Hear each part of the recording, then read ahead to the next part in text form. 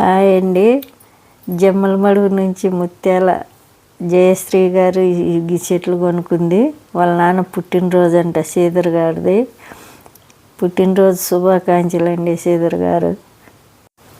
ఈ అమ్మాయి వాళ్ళ నాన్న పుట్టినరోజుకి మొక్కలు గిఫ్ట్ ఇవ్వాలని చాలా రోజుల నుంచి అడుగుతుంది. మాకే కుదరలేదండి. ఇప్పుడు కుదిరింది, ఇప్పుడు పంపిస్తున్నాము.